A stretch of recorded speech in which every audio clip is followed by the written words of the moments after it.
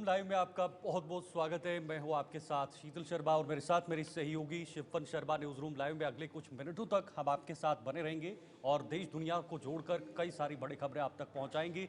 देश में इस वक्त सियासी हलचल क्या चल रही है, दुनिया से टैरिफ वॉर को लेकर क्या कुछ हो रहा है, ये तमाम चीज़ें हम आपको अगले कुछ मिनटों में बताएंगे, लेकिन आपको इसके लिए हमारे साथ बने रहना पड़ेगा। शुरुआत इस वक्त की कुछ बड़ी सुर्खियों से करेंगे। आज की पहली जो बड़ी खबर रहेगी उस पर बातचीत करेंगे। आज पूरे देश में विभाजन विभीषिका स्मृति दिवस मनाया जा रहा है। इसको लेकर तस्वीरें भी सामने आ रही हैं और ये शांति को लेकर मनाया जाता है क्योंकि आज ही के दिन वो बंटवारा का जो मामला था वो हुआ था और उसी दिन के बाद लगातार आज 14 अगस्त को इस दिन को मनाया जाता है। बिल्कुल, इसी बीच बात करेंगे सुप्रीम कोर्ट के हवाले से, जहां पर सुप्रीम कोर्ट में आज एक बहुत ही अहम सुनवाई होने जा रही है और ये सुनवाई जम्मू कश्मीर को लेकर होगी कि स्टेटहुड का दर्जा जम्मू कश्मीर को कब वापस मिलेगा। ये अहम फैसला या फिर सुनवाई अगर हम कहें, ये सुप्रीम कोर्ट में होने जा रही है। इसके साथ साथ 5 मनोनीत विधायकों को लेकर भी आज सुनवाई होनी है क्योंकि ये हक, ये अधिकार एलजी ने अपने पास रखा था। इसी को लेकर आज सुनवाई होगी और इसमें क्योंकि याचिका दायर की गई है कि आखिर ये अधिकार या फिर ये जो 5 मनोनीत विधायक होंगे ये किस कोटे से होंगे, किस पार्टी से होंगे, इसको लेकर फिलहाल आज बहुत महत्वपूर्ण सुनवाई होनी है। बिल्कुल, इसी बीच बात करेंगे उत्तर प्रदेश को लेकर, जहां पर विधानसभा सत्र, मानसून सत्र लगातार जारी है, जिसका आज आखिरी दिन है। पिछले 24 घंटों से विजन डॉक्यूमेंट पर लगातार चर्चाएं हो रही हैं। क्या कुछ चर्चाएं हुई, क्या कुछ तस्वीरें कल की थी और आज की थी, वो भी आपको बताएंगे। साथ ही आपको बताएंगे बॉलीवुड की मशहूर एक्ट्रेस शिल्पा शेट्टी और उनके पति राज कुंद्रा पर फिर से धोखाधड़ी का आरोप लगा है और ये धोखाधड़ी का क्या आरोप है वो भी आपको विस्तार से पूरी जानकारी बताएंगे। बिल्कुल, तो ये तमाम वो बड़ी खबरें थी, 5 बड़ी खबरें जिन पर कि हम विस्तार से चर्चा करेंगे। लेकिन चलिए अब सबसे पहले शुरुआत करेंगे बड़ी खबर से, जहां पर आज का ये दिन काफ़ी ज़्यादा अहम है और इसको लेकर प्रधानमंत्री नरेंद्र मोदी ने खुद जानकारी दी है। आज है विभाजन विभीषिका स्मृति दिवस और आज का ये दिन बेहद ज़्यादा खास। पीएम मोदी ने एक्स पर पोस्ट कर इस तमाम चीज़ों पर जो प्रकाश है वो डाला है, इसको हाईलाइट किया है और इतिहास का वो आज दुखद क्षण है, ये पीएम मोदी ने कहा। लोगों द्वारा झेली गई पीड़ा याद करते हैं। ये तमाम बड़ी बातें प्रधानमंत्री नरेंद्र मोदी ने की हैं और अपनी माइक्रो ब्लॉगिंग साइट एक्स पर पोस्ट कर ये जानकारी दी। बिल्कुल, देखिए आज़ादी से लेकर अभी तक इस दिवस को मनाया जाता है, विभाजन विभीषिका स्मृति दिवस। इसमें उन वीरों को याद किया जाता है जिन्होंने बहुत सारे दुख सहे उस वक्त आज़ादी के दौर में। और कल यानी 15 अगस्त के दिन हमें आज़ादी मिली थी, लेकिन उससे पहले क्या हालात बने थे भारत के अंदर, किस तरह के हालात थे और कैसे कैसे लोगों ने उन तमाम दिक्कतों का सामना किया था, वो सारे क्षण आज याद किए जाते हैं। उन पलों को याद किया जाता है और पूरा देश आज उन्हें याद करता है। इसी को लेकर फिलहाल पीएम मोदी ने भी इस पर पोस्ट किया है। उन्होंने कहा है कि लोगों द्वारा झेली गई पीड़ा को भी आज याद किया जा रहा है। प्रभावित लोगों ने जीवन का पुनर्निर्माण किया है। देखिए पीएम मोदी ने एक्स पर क्या कहा है। भारत विभाजन विभीषिका स्मृति दिवस मनाता है और हमारे इतिहास के उस दुखद अध्याय के दौरान अनगिनत लोगों द्वारा झेली पीड़ा को आज याद करता है।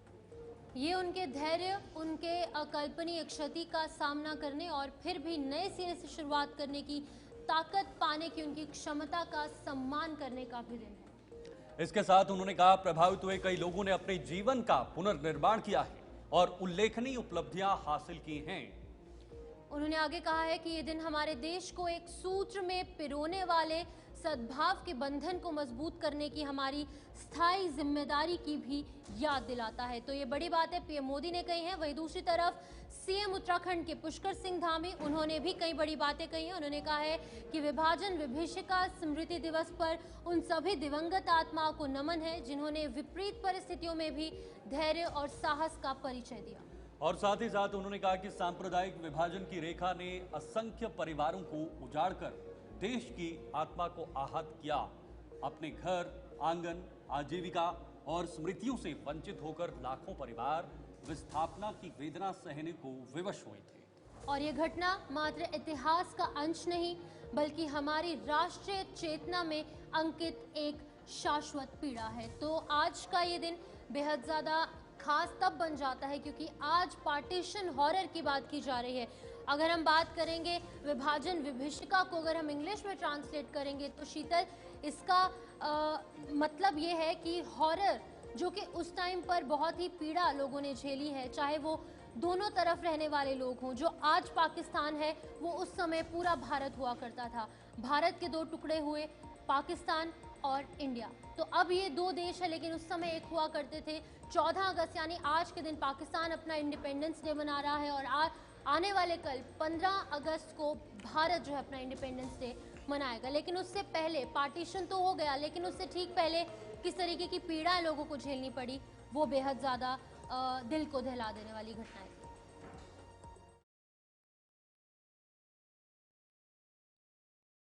आज पूरा देश 14 अगस्त 1947 के उस भीषण त्रासदी का स्मरण कर रहा है जिसे आदरणीय प्रधानमंत्री जी ने 2021 में विभाजन विभीषिका स्मृति दिवस के रूप में वर्तमान पीढ़ी को अपने इतिहास के साथ जोड़ने के उद्देश्य से प्रारंभ किया था। हम सब जानते हैं कि सैकड़ों वर्षों की गुलामी की पीड़ा को समाप्त करके जब ये देश 1947 में स्वतंत्र हो रहा था, जिसके लिए अनगिनत बलिदान हुए, अनेक क्रांतिकारियों को फांसी के फंदे पर लटकाया गया,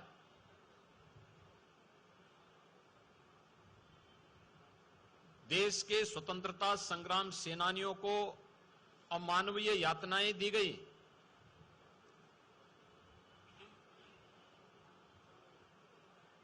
लेकिन जब ये देश इन सब त्याग और बलिदान के बाद 1947 में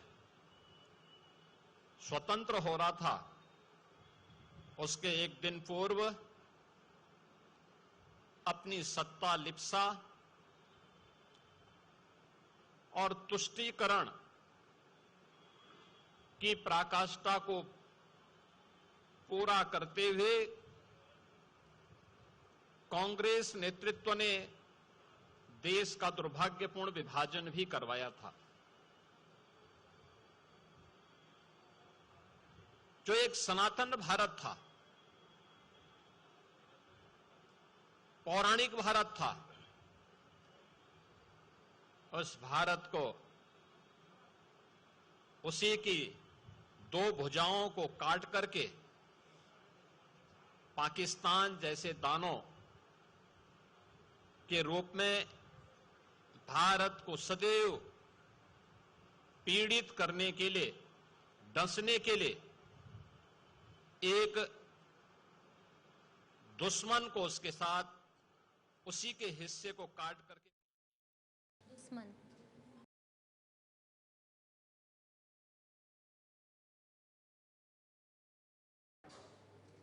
चलो फिलहाल बड़ी खबर, सुप्रीम कोर्ट में आज एक अहम सुनवाई होने जा रही है। आज का दिन बहुत अहम है जम्मू कश्मीर के नजरिए से और जम्मू कश्मीर को राज्य का दर्जा देने पर यह सुनवाई आज सुप्रीम कोर्ट में होगी।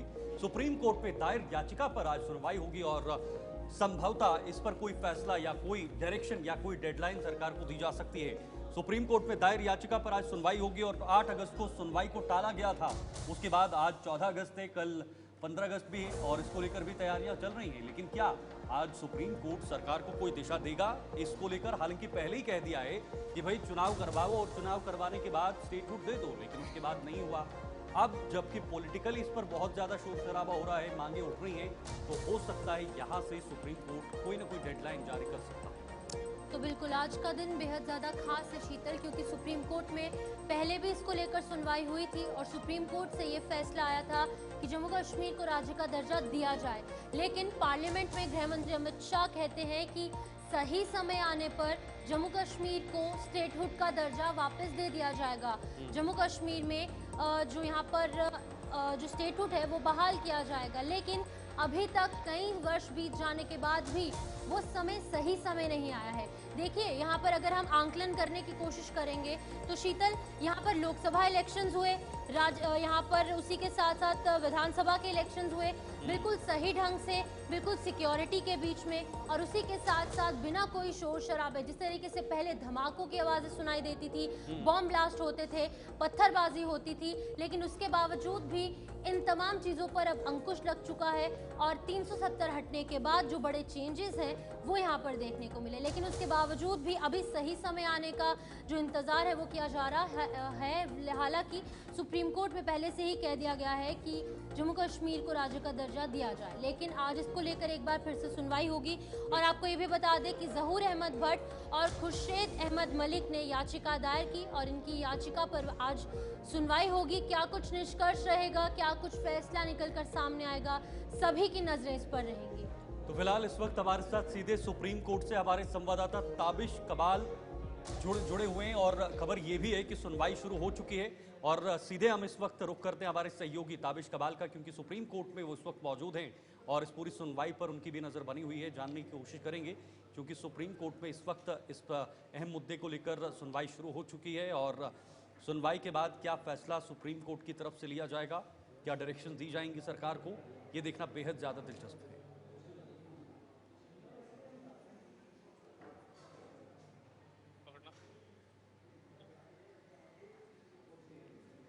तो फिलहाल आपको बता दें सुप्रीम कोर्ट में जो याचिका दायर हुई थी उसी को लेकर आज हियरिंग हो रही है और शुरू हो चुकी है। सुप्रीम कोर्ट के अंदर एक एक करके सभी पहलुओं को सुप्रीम कोर्ट में सुना जाएगा और उसके बाद ही आखिरी निष्कर्ष पर पहुंचकर सुप्रीम कोर्ट इस पर कोई बड़ा फैसला या कोई डायरेक्शन सरकार के सामने रखी जा सकती है।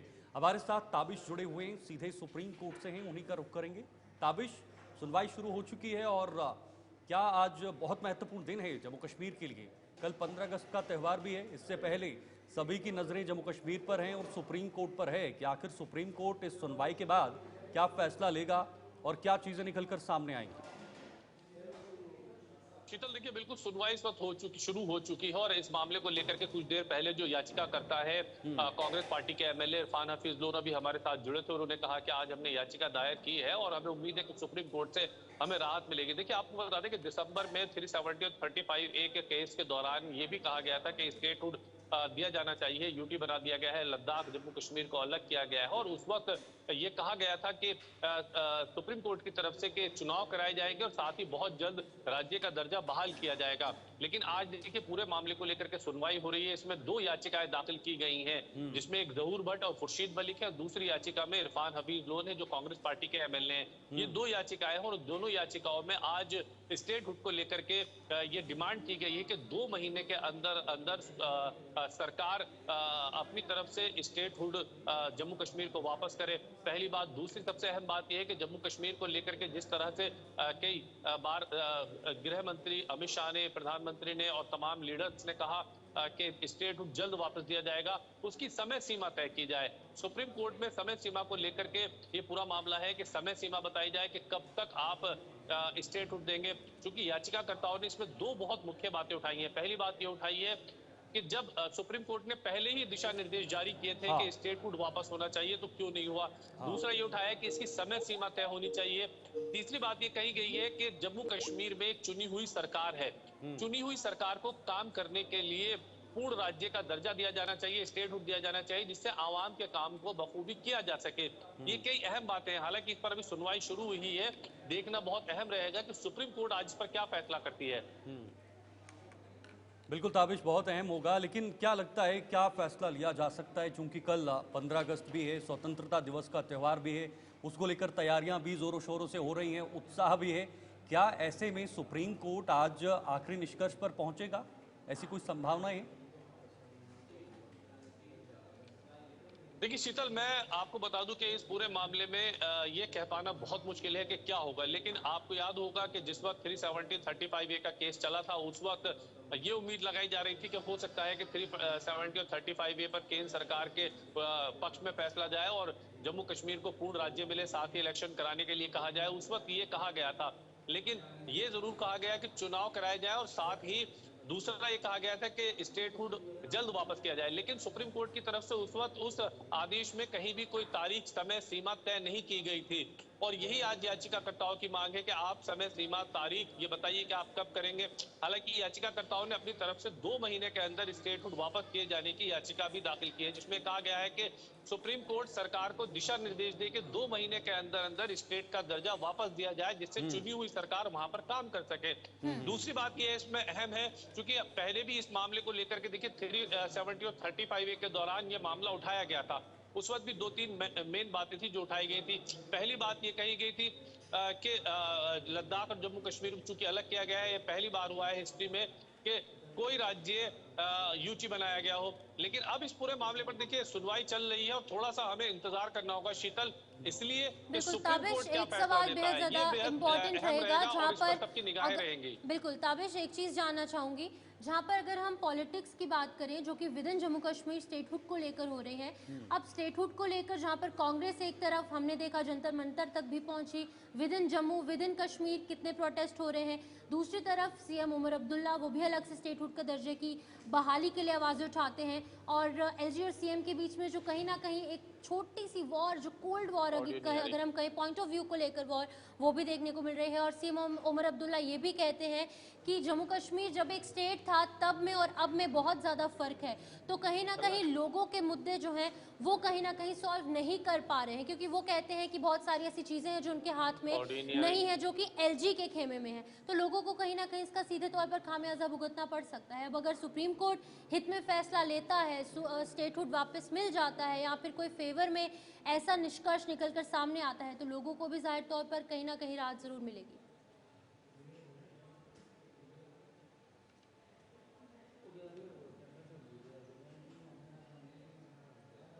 ताबिश, आप सुन पा रहे हैं?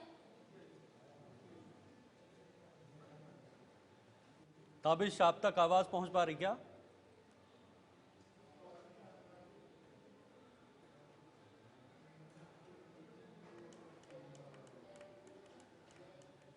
चलिए, फिलहाल हमारे साथ ताबिश का संपर्क कर चुका है, लेकिन ताबिश ने भी बड़ी अहम बातें कही हैं कि अभी ये कह पाना मुश्किल है कि सुप्रीम कोर्ट इस पर क्या फैसला लेगा, लेकिन पूरे देश की नज़रें इसी पर बनी रहेंगी।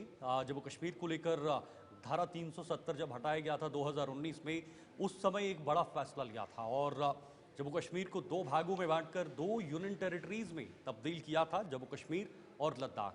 ये 2 अलग अलग यूनियन टेरिटरीज बनाई गई थी और ऐसा पहली बार हुआ जब किसी स्टेट को 2 खंडों में भागकर उसको यूनियन टेरिटरी में तब्दील किया।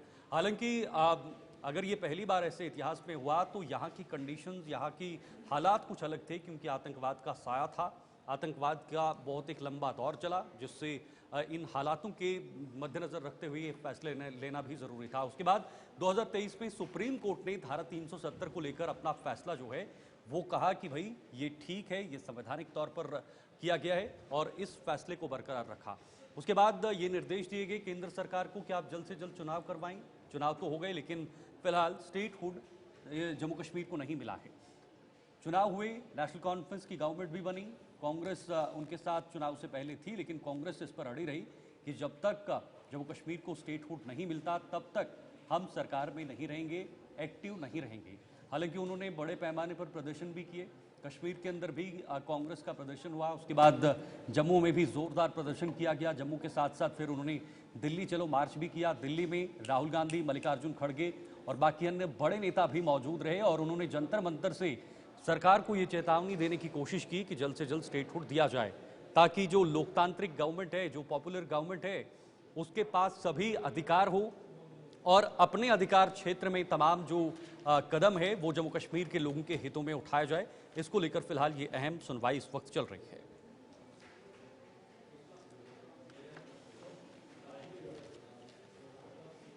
तो बिल्कुल आपको बता दें कि आज का दिन बेहद ज़्यादा अहम है और सभी की नज़रें जो है वो यहाँ पर इसी पर डटी हुई हैं। फिलहाल आपको बता दूं कि सुनवाई की जानकारी थोड़ी सी देना चाहेंगे, जहाँ पर बेंच में चीफ जस्टिस BR गवई हैं और जस्टिस चंद्रन है। उनकी खंडपीठ ने जम्मू कश्मीर का राज्य व्यवस्था बहाल करने की याचिका पर सुनवाई करनी है। और आपको ये भी बता दें कि जो याचिका करता है उनमें 2 मुख्य लोग हैं, जहूर अहमद भट्ट हैं, खुर्शेद अहमद मलिक हैं, एक समाज सेवी है और एक कॉलेज के अध्यापक हैं। और इसी बीच में मुख्य दलीलें जो है वो भी निकलकर सामने आ रही थी, जहां पर 11 दिसंबर 2023 को ये फैसला सुप्रीम कोर्ट में आया था और तब से लेकर अभी तक लगातार इंतजार जम्मू कश्मीर को है, जम्मू कश्मीर में जो पॉलिटिकल पार्टीज हैं उनको है, लोगों को भी है कि कुछ एक निष्कर्ष निकलकर सामने आ जाए।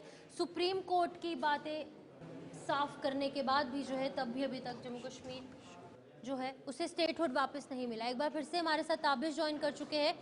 ताबिश, क्या आप सुन पा रहे हैं?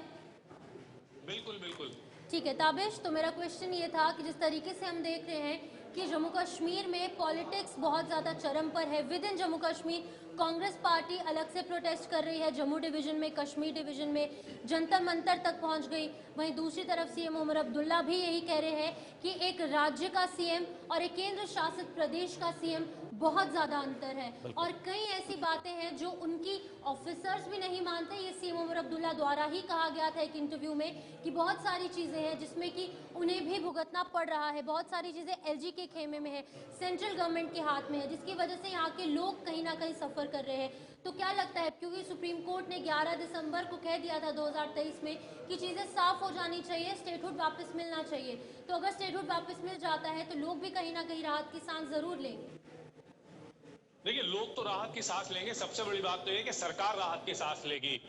मुख्यमंत्री उमर अब्दुल्ला के लिए बहुत बड़ी राहत की सांस होगी, क्योंकि एलजी को लेकर के लगातार विवाद रहा है। दिल्ली में देखिए, हमने देखा कि दिल्ली में एलजी का और दिल्ली की आम आदमी पार्टी सरकार का विवाद रहा। विवादों में सरकार रही, सरकार ये कहती थी कि जब हम एलजी के पास कोई फाइल भेजते हैं तो वो फाइल हमारी वापस लौट कर आती है, हमारे काम नहीं होते हैं। ऐसे ही यहाँ पर भी विवाद कुछ दिनों में, फिलहाल देखिए इतने ज्यादा गहरे विवाद नहीं जितने दिल्ली में थे, लेकिन कहीं ना कहीं ये विवाद बहुत ज्यादा बढ़ जाएंगे। उसकी वजह ये रही कि बहुत सारी चीजों पर सरकार का एलजी के साथ टकराव होगा, क्योंकि ज्यादातर इख्तियारात इस वक्त एलजी के पास है, जिसको लेकर के बार बार सुप्रीम कोर्ट में ये कहा गया है कि ज्यादा इख्तियार एलजी के पास होने की वजह से चुनी हुई सरकार ठीक से काम नहीं कर पाएगी, और अगर चुनी हुई सरकार काम नहीं कर पाएगी तो जनता से किए गए वादों को पूरा कैसे किया जाएगा।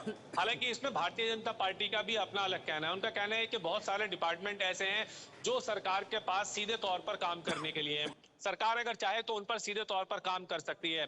एलजी के पास सिर्फ कानून व्यवस्था, पुलिस और सुरक्षा जैसी व्यवस्थाएं हैं। उसके अलावा जो तमाम डिपार्टमेंट्स हैं वो सीधे सीधे मुख्यमंत्री के अधीन आते हैं, इसलिए मुख्यमंत्री काम कर सकते हैं। इस सब के बीच में एक जुबानी जंग लगातार हमें देखने के लिए मिली है। नेशनल कॉन्फ्रेंस के लीडरान का लगातार कल बराबर ये कहना है। देखिए, आप कल की अगर हमारी वीडियो देखेंगे जिसमें एमएलए जस्टिस हसनैन मसूदी मेरे साथ थे, मैंने उनसे सवाल किया था क्या ऐसी जरूरत है कि आपको स्टेटहुड की जरूरत पड़ रही है, तो उन्होंने कहा कि बहुत सारे इख्तलाफात पैदा हो रहे हैं जिसकी वजह से काम हम नहीं कर पा रहे हैं। अब चूंकि काम अगर करने का वादा करके सरकार आई है, नेशनल कॉन्फ्रेंस ने यह वादा किया है कि हम जनता से जो वादे किए हम उनको पूरा करेंगे। नेशनल कॉन्फ्रेंस ने अपने पूरे घोषणा पत्र को जनता की उम्मीदों के मुताबिक अगर करना है तो उसके लिए उनको पूर्ण राज्य चाहिए होगा, यानी फुल स्टेटहुड अगर उनके पास होगा तो आसानी से वो काम कर पाएंगे। अब यहाँ पर सवाल ये उठता है कि जब सुप्रीम कोर्ट ने दिसंबर में ये दिशा निर्देश दिए थे कि आप जल्दी स्टेटहुड दीजिए, लेकिन उस पर समय सीमा और तारीख तय नहीं की गई थी। सरकार से कहा गया था कि चुनाव कराइए और स्टेटहुड दीजिए, सरकार ने चुनाव कराया कि चुनाव। सवाल बहुत सारे हैं और आज का दिन बेहद ज्यादा खास है, सभी की नजरें सुप्रीम कोर्ट की इस अहम सुनवाई पर टिकी रहेंगी। इसी बीच अब आगे बढ़ जाएंगे, बात जम्मू कश्मीर की ही होगी, जहां पर लद्दाख हाई कोर्ट में भी आज अहम सुनवाई है और इस सुनवाई के हवाले से आपको अपडेट करेंगे, जहां पर जम्मू कश्मीर है और दूसरी तरफ लद्दाख, तीनों कहीं ना कहीं इंटरकनेक्टेड एरियाज हैं और 5 विधायक मनोनीत करने के अधिकार पर आज सुनवाई होगी और एलजी के पास 5 विधायक मनोनीत करने का अधिकार है। और कुछ दिन पहले ये बड़ा फैसला आया था और कांग्रेस प्रवक्ता रविंदर शर्मा ने अर्जी दाखिल कर दी है और ये अपडेट आया था कि रविंदर शर्मा, जो कि कांग्रेस के स्पोक्स पर्सन है, वरिष्ठ नेता है, उनकी तरफ से याचिका जो है, ये अर्जी जो है वो दाखिल की गई थी और इसमें आज जो अहम सुनवाई देखने को मिलेगी जम्मू कश्मीर लद्दाख हाई कोर्ट में, इसको लेकर सुनवाई होगी। फिलहाल ये पूरा का पूरा मामला है 5 विधायकों का, जिसकी की यहाँ पर जिसकी रिस्पॉन्सिबिलिटी या फिर अगर हम कहें जिसका अधिकार जो है वो एलजी मनोज सिन्हा के पास फिलहाल दे दिया गया है। सुनवाइयों का दिन है और ये जम्मू कश्मीर के लिए बहुत अहम। इससे पहले जो अब आपने खबर देखी वो स्टेटहुड को लेकर देखी, इस पर सुनवाई चल रही है, लेकिन एक और जो बड़ी सुनवाई है वो लोकतांत्रिक प्रक्रिया के हिसाब से एक बहुत अहम होने जा रहा है, क्योंकि जम्मू कश्मीर में जो 5 विधायक मनोनीत करने के अधिकार पर यह सुनवाई होगी जम्मू कश्मीर लद्दाख हाई कोर्ट में। और इसमें एलजी के पास 5 विधायकों को मनोनीत करने का एक अधिकार जो है वो दिया गया था। उसके बाद सरकार ने इसका विरोध किया और बाकी विपक्षी पार्टियों ने भी विरोध किया। ऐसा नहीं होना चाहिए, लोकतांत्रिक सरकार बनी हुई है और ये अधिकार एलजी के पास नहीं होना चाहिए, ये अधिकार सरकार के पास ही होना चाहिए। तो फिलहाल इस पर भी आज जो सुनवाई होगी और सुनवाई के बाद ही ये पता लगेगा कि आखिर क्या फैसला हाईकोर्ट की तरफ से लिया जाएगा। कांग्रेस प्रवक्ता रविंद्र शर्मा ने इसमें अर्जी दाखिल की थी और उसी अर्जी के बाद आज ये महत्वपूर्ण सुनवाई और 5 जो विधायक हैं जिनको मनोनीत करने की बात या जिनको मनोनीत करने का अधिकार एलजी को दिया गया था, इस पर कोई फैसला आ सकता है। इमरान नाइक को हमारे सहयोगी फिलहाल जुड़े हुए हैं। इमरान, आज का दिन सुनवाइयों का दिन है और बहुत ही इंपॉर्टेंट दिन है। एक तरफ स्टेट हुड पर सुनवाई हो रही है और दूसरी तरफ जो 5 विधायक मनोनीत करने हैं उसको लेकर भी सुनवाई हो रही है। देखिए, जिस तरीके से आपने खुद कहा कि जम्मू कश्मीर के पर्सपेक्टिव में आज का दिन बड़ा इंपॉर्टेंट है, दिल्ली से लेके कश्मीर तक, और जहां तक 5 एमएलएज की नॉमिनेशन का ताल्लुक है, इस सिलसिले में आज important Jammu Kashmir and Ladakh high court में हियरिंग हो रही है। और जैसे आपने खुद कहा कि कांग्रेस के chief spokes person Ravinder Sharma ने लास्ट ईयर अक्टूबर में ये हाई कोर्ट के अंदर रिट पिटीशन दायर की थी और उन्होंने इस फैसले को चैलेंज किया था, जिसमें लेफ्टिनेंट गवर्नर को ये इख्तियार दिए गए हैं कि वो 5 लोगों को नॉमिनेट कर सकते हैं जम्मू कश्मीर की लेजिस्लेटिव असेंबली में। और इस सिलसिले में जो पिछले हफ्ते मिनिस्ट्री ऑफ होम अफेयर्स की जानिब से हाई कोर्ट को रिप्लाई दिया गया है, जिसमें उन्होंने कहा कि गवर्नमेंट की कंसल्ट, गवर्नमेंट की कंसल्टेशन या इलेक्टेड गवर्नमेंट की एडवाइस के बगैर ही जो है लेफ्टिनेंट गवर्नर 5 लोगों को नॉमिनेट कर सकता है जम्मू कश्मीर की लेजिस्लेटिव असेंबली में। तो उसका आज काउंटर रिप्लाई जो रिट पिटीशन डाली गई थी उनकी तरफ से, यानी कि रविंद्र शर्मा की जो रिट पिटीशन है वो इसको आज काउंटर रिप्लाई करेंगे। जो एमएचए ने कहा है कि वो एलजी नॉमिनेट कर सकते हैं, जिसमें कंसल्ट या किसी किस्म की एडवाइस या किसी किस्म की कंसल्टेशन की जरूरत नहीं है एक इलेक्टेड गवर्नमेंट की। तो अब इसका थोड़ा इंतजार करना पड़ेगा कि जो काउंटर रिप्लाई आज किया जाएगा रिट पिटीशन के तरफ से जो दायर की गई थी सुप्रीम हाई कोर्ट के अंदर, तो उसका क्या फैसला आता है, हियरिंग में क्या कुछ सामने आता है, वो बड़ा इंपॉर्टेंट है। बिल्कुल इमरान, इससे पहले ये भी बहुत इंपॉर्टेंट हो जाता है कि भाई स्टेट हुड पर क्या फैसला और क्या डायरेक्शंस आएंगी, क्योंकि जब स्टेट हुड मिलेगा, वापस आएगा, तो जाहिर सी बात है उसमें सारी प्रक्रियाएं एकदम से बदल जाएंगी और पूरा राज्य के पास या सीएम के पास जो अधिकार होते हैं उनको और ताकत मिलेगी, उनको और शक्तियां मिलेंगी। देखिए, जाहिर सी बात है अगर स्टेट हुड को रेस्टोर किया जाता है तो ये 5 मेंबर्स की नॉमिनेशन या फिर जेएंड के रीऑर्गेनाइजेशन एक्ट, ये सारी चीजें फिर उसी वक्त डिसॉल्व होंगी, सारी चीजें खत्म होंगी और एक यहाँ पे जो स्टेट के जो लॉज होते हैं वो यहाँ पे इम्प्लीमेंट किए जाएंगे। और इसके इस 5 एमएलएस की नॉमिनेशन से बड़ा इंपॉर्टेंट है कि सुप्रीम कोर्ट में स्टेट हुड को लेके जो वहाँ पे हियरिंग हो रही है और उस हियरिंग का इंतजार है। ऑल दो के प्राइम मिनिस्टर हों या होम मिनिस्टर हों, उन्होंने वादा किया है कि जम्मू कश्मीर को स्टेट हुड का दर्जा वापस दिया जाएगा, लेकिन अपोजिशन जमातों की या नेशनल कॉन्फ्रेंस का लगातार या यहाँ के आम लोग भी, चाहे जम्मू हो चाहे कश्मीर के हो, सबका सवाल यही है कि इलेक्शंस हुए, एक इलेक्टेड गवर्नमेंट बनी है, अगर आप कहें कि लाइन ऑर्डर ठीक है, माहौल ठीक है, सब कुछ ठीक है, निजाम सही से चल रहा है, तो वो वक्त जिस फेजिबल टाइम की या जिस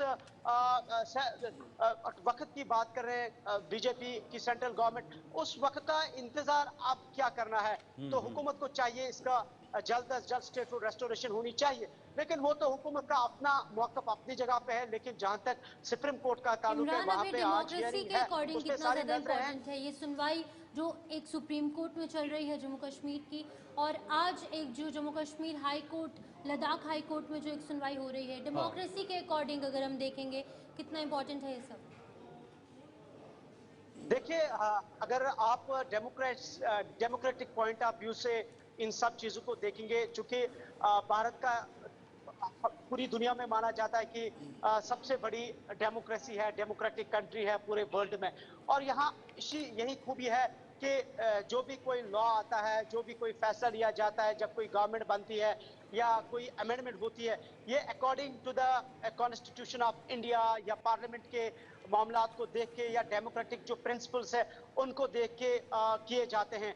और इसलिए बड़ा इंपॉर्टेंट है आज का दिन ये कि कॉन्स्टिट्यूशन के एतबार से भी, डेमोक्रेटिक पॉइंट ऑफ व्यू से भी, पार्लियामेंट्री अफेयर्स के तनाजुर में अगर हम इस चीज को देखेंगे कि क्या जम्मू कश्मीर को स्टेटहुड का दर्जा दिया जाएगा, लेकिन जो पॉलिटिकल एनालिस्ट्स है, जो ऑब्जर्वर्स हैं, उनका मानना है कि स्टेटहुड को लेके सुप्रीम कोर्ट पर बात नहीं जानी चाहिए थी, क्योंकि ऑलरेडी ये होम मिनिस्टर साहब या प्राइम मिनिस्टर साहब का वादा किया है कि इसको रेस्टोर किया जाएगा, लेकिन अनफॉर्चुनेटली अभी तक इसको रेस्टोर नहीं किया गया है। चलिए, बहुत बहुत शुक्रिया इमरान, ये बहुत महत्वपूर्ण अपडेट आपने बताई है और सभी की निगाहें, सभी का निशाना इस वक्त इन सुनवाइयों पर ही है, आखिर क्या फैसला निकल कर आएगा।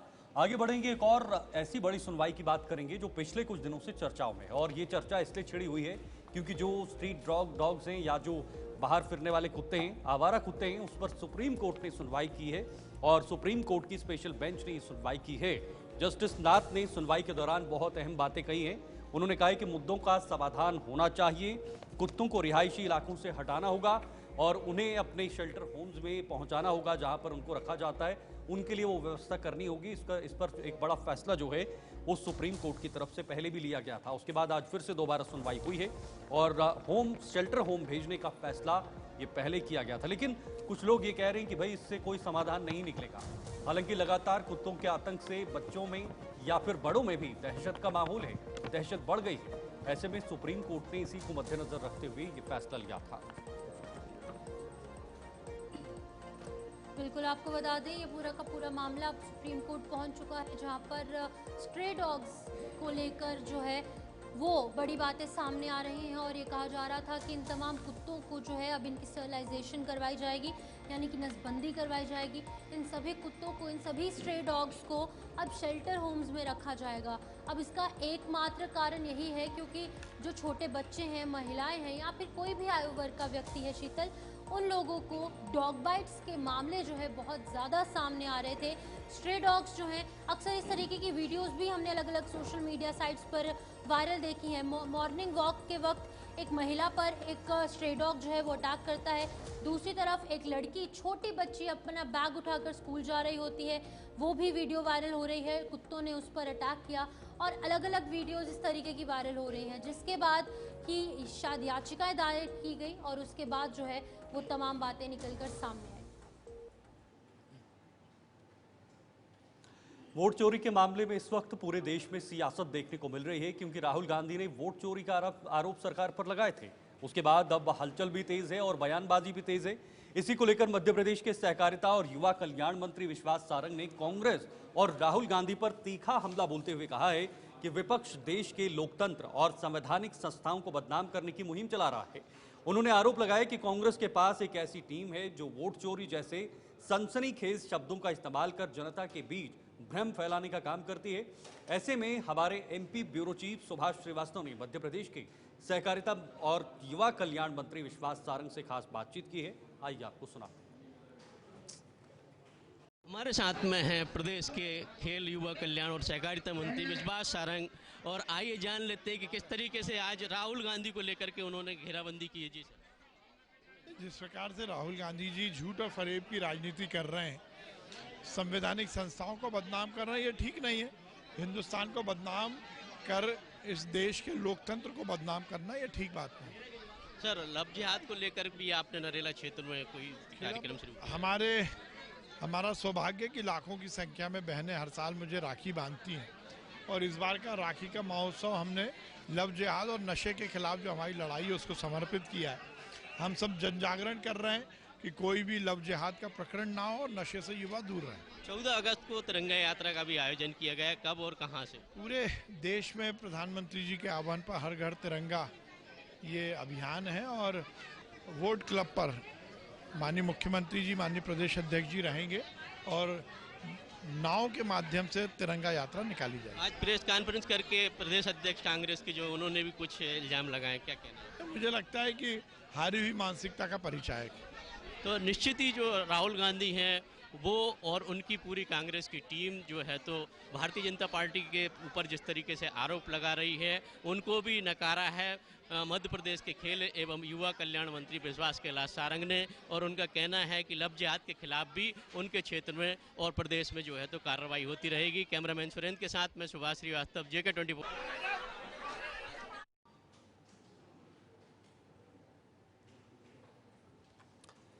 तो आपने सुना भोपाल से इस वक्त बातचीत हो रही थी, जहां पर मध्य प्रदेश के जो सहकारिता और युवा कल्याण मंत्री विश्वास सारंग, उन्होंने राहुल गांधी पर और कांग्रेस पर कई सारे आरोप भी लगाए और निशाना भी साधा। हमारे ब्यूरो चीफ ने उनसे बातचीत की और उन्होंने बातचीत में कहा कि जो इस वक्त विपक्ष कर रहा है ये सिर्फ एक एजेंडा है, एक नैरेटिव है, ये उनका कहना है।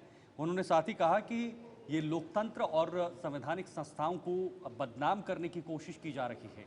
इनकी एक टीम है जो इनको बदनाम करने की कोशिश कर रही है और ये शब्द जो हैं वो विश्वास सारंग ने कहे हैं। उन्होंने कहा कि एक ऐसी टीम है जो वोट चोरी जैसे सनसनीखेज शब्दों का इस्तेमाल कर जनता के बीच भ्रम फैलाने का काम करती है और इसी को लेकर हमारे सहयोगी ने भी बातचीत की थी। बिल्कुल, इसी बीच जम्मू कश्मीर के हवाले से बड़ी खबर। जम्मू कश्मीर का राज्य का दर्जा बहाल करने को लेकर लगातार सुप्रीम कोर्ट में सुनवाई चल रही है। सरकार को कोई दिशा निर्देश अभी तक नहीं हुए हैं। सॉलिसिटर जनरल ने कहा है कि जम्मू कश्मीर के हालात अभी वैसे ही हैं, आपको ज़मीनी हकीकतों को भी ध्यान में रखना होगा। ये CJI की तरफ से यानी कि चीफ जस्टिस ऑफ इंडिया की तरफ से कहा गया कि अभी फ़िलहाल जो ज़मीनी सतह पर चीज़ें हैं वो कुछ और हैं। और ये भी कहा गया है कि पहलगाम आतंकी हमले जैसे तमाम चीज़ों को नज़रअंदाज नहीं किया जा सकता। बिल्कुल, देखिए सरकार की तरफ से पक्ष रखने वाले सॉलिसिटर जनरल ने भी कुछ अहम तथ्य वहां पर रखे हुए हैं और फिलहाल जम्मू कश्मीर को लेकर और जम्मू कश्मीर के स्टेटहुड को लेकर ये बड़ी खबर है। सरकार को फिलहाल कोई निर्देश नहीं दिया गया है। जम्मू कश्मीर के हालात अजीब है, जो सरकार का पक्ष रखते हैं और CJI ने कहा है कि आपको जमीनी हकीकत को भी ध्यान में रखना होगा कि जमीन पर क्या हो रहा है। इन तमाम चीजों को, इन तमाम विषयों को मद्देनजर रखते हुए आगे का फैसला लेना होगा और फिलहाल अभी सुप्रीम कोर्ट ने इस पर कोई फैसला नहीं लिया है और ना ही सरकार को कोई गाइडलाइन जारी की है, कोई डायरेक्शन जारी की है। क्योंकि पहले कहा गया था कि भाई आप जल्द से जल्द स्टेटहुड रिस्टोर करो चुनाव के बाद, लेकिन फिलहाल इसमें कहा गया है कि अभी फिलहाल बाकी चीजों को मद्देनजर रखना होगा। तो हमारे साथ इशफाक गौर हमारे एग्जीक्यूटिव एडिटर ज्वाइन कर चुके हैं। अभी फिलहाल बड़ी अपडेट्स जो है इस हवाले से सामने आ रही हैं।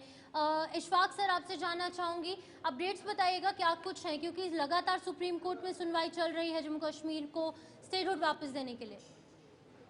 देखिए, स्टेटहुड के मामले पर जो पिटिशनर थे और उनके वकील थे उन्होंने अपनी बात रखी और फिर सॉलिसिटर जनरल जो तुषार मेहता है उन्होंने अपनी बात कोर्ट के सामने रखी और जब उन्होंने अपनी बात रखी उन्होंने कहा कि हमें कुछ और वक्त चाहिए क्योंकि सिचुएशन एंटायरली थोड़ा ग्रिमी है। कुछ इस तरीके की सिचुएशन है कि अभी स्टेटहुड की रेस्टोरेशन के बारे में हम कुछ नहीं कह सकते, थोड़ा सा वक्त चाहिए। जिसके बाद सुप्रीम कोर्ट ने तकरीबन 8 हफ्ते का वक्त दे दिया है यूनियन ऑफ इंडिया को कि वो अपना ब्लूप्रिंट पूरा तैयार करके सामने लाए और इस पूरे मुद्दे पर कोई हतमी फैसला जो वो लिए जा सकते थे। कहीं ना कहीं ब्रीदर जो मिला है वो यूनियन गवर्नमेंट को मिला है 8 हफ्तों का और 8 हफ्तों के बाद ही अब इस पूरे मामले पर दोबारा से सुनवाई होगी कि क्या स्टेटहुड 8 हफ्तों के बाद रेस्टोर होगा या क्या कुछ होगा, क्योंकि अभी डिटेल स्टेटमेंट जो है वो यूनियन गवर्नमेंट की तरफ से पेश किया जाएगा। तो कुल मिलाकर इशफाक साहब ये साफ संकेत हैं कि अभी स्टेटहुड को लेकर कोई फैसला नहीं लिया जाएगा जब तक ना सरकार इस पर कोई ठोस जवाब दे। देखिए, बिल्कुल आपकी बात सही है। अभी स्टेटहुड तो रेस्टोर होना ही है क्योंकि वो कमिटमेंट जो है वो गवर्नमेंट ऑफ इंडिया की है, प्राइम मिनिस्टर साहब की है। लेकिन फिलहाल 8 हफ्तों का वक्त जो है वो मांगा है सॉलिसिटर जनरल ने और चीफ जस्टिस ऑफ इंडिया ने ये साफ कर दिया है कि ये जो कंसिडरेशन ऑफ ग्राउंड रियलिटीज है इसको ज्यादा देर हम नहीं बना सकते, लेकिन इसमें जरूर पहलगाम इंसिडेंट का जिक्र हुआ है और ये भी साफ कर दिया गया है कि कोर्ट की जो ऑब्जर्वेशन है और जो लोकल लोगों की ऑब्जर्वेशन है उसको भी थोड़ा ध्यान में रखा जाए।